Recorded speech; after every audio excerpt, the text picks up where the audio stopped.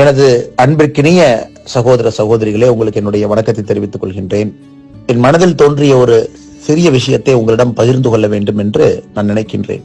சின்ன வயசுல இருந்தே நாம ஆவலோடு எதிர்பார்த்து காத்திருக்கக்கூடிய பண்டிகைகள்ல எனக்கு 2 மிக நெருக்கமான பண்டிகைகள். ஒன்று பொங்கல், மற்றொன்று தீபாவளி.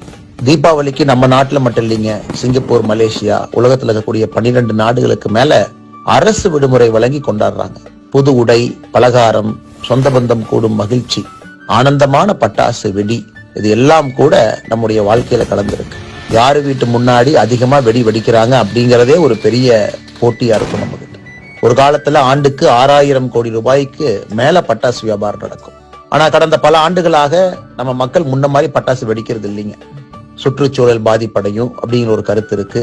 அது சில இடத்துல ஓரா திணிக்கப்படக்கூடிய கருத்தா கூட இருக்கு. போன ஆண்டு நான் சொன்னேன், ஒரு நாள் வெடிச்சா அப்படி என்ன ஆயிரப்போகுதுன்னு. அமெரிக்காவோட per capita carbon dioxide எமிஷனை பாருங்க, 13.83 டன் பெர் இயர். அதிகமாக per capita carbon dioxide வெளியிடக்கூடிய நாடுகள் பட்டியலில் அமெரிக்கா 16வது இடத்துல இருக்கு. சைனா பாருங்க, per capita carbon dioxide emission 9.24 ton, உலகத்துல 25வது இடத்துல இருக்குங்க.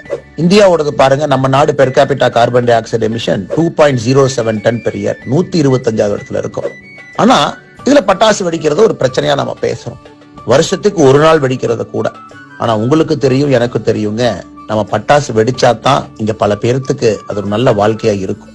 இந்த காணொலி நீங்க பாப்பீங்க, இந்த பட்டாசு தொழில நேரடியாகவோ மறைமுகமாகவோ கிட்டத்தட்ட 8 லட்சம் பேர் சம்பந்தப்பட்டிருக்காங்க. நம்முடைய சந்தோஷத்திற்காக அவங்க பட்டாசை தயார் பண்ணி கொடுக்கறாங்க. எத்தனையோ இடத்துல பல இன்னல்களுக்கு மத்தியில் இந்த பட்டாசு தயாராகி நமக்கு வருது. அவங்க சந்தோஷத்திற்காக, அவர்கள் வாழ்க்கை நன்றாக இருக்க வேண்டும் என்பதற்காக கூட நம்ம பட்டாசு வாங்கி வெடிக்கலாம் இல்லைங்களா? பட்டாசு தொழில் நல்லா இருந்தா தாங்க அதை நம்பி இருக்கக்கூடிய மற்ற தொழில்களும் நல்லா இருக்கும். பிரிண்டிங் பிரஸ் தொழில் எடுத்துக்கங்க, அதிலும் இன்னைக்கு பிரச்சனை இருக்கு. தீபாவளி பண்டிகைக்கு நம்முடைய மாமா, மச்சான், அண்ணன், தம்பி, அக்கா, அண்ணன் எத்தனையோ பேர் ஒரு சின்ன கடையை போட்டு கடன் வாங்கி அதன் மூலமா கடன் அடைச்சிடலாம், இந்த பட்டாசு சீசன்ல அடைச்சிடலாம்னு ஏக்கத்தோடு ஏங்கி இருக்கக்கூடிய லட்சக்கணக்கான சிறு வணிகர்களுடைய கனவு கூட அதன் மூலமாக நிறைவேறும். பட்டாசு வெடிக்கிறது நம்ம கலாச்சாரம் மட்டும் இல்லைங்க, நம்ம மக்களோட வாழ்வாதாரமும் கூட, நம்ம சிவகாசி சொந்தங்களுடைய ஒட்டுமொத்த பொருளாதாரமும் கூட. ஆனால் அன்போடு உங்க அன்பு தம்பி அண்ணாமலை உங்ககிட்ட கேட்டுக்கிறேன், பட்டாசு நிறைய வாங்கி வெடிங்க.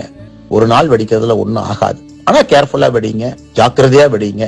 யாருக்கும் எந்த பிரச்சனையும் ஏற்படுத்தாம, ஜீவராசிகள் எத்தனையோ மிருகங்கள் நம்மளோட ஒன்றி வாழும், அதற்கும் பிரச்சனை இல்லாம நாம வெடிப்போம். அதனால் அன்போடு கேட்டுக்கொள்கின்றேன், மகிழ்ச்சியாக இந்த தீபாவளி பண்டிகை கொண்டாடுவோம்.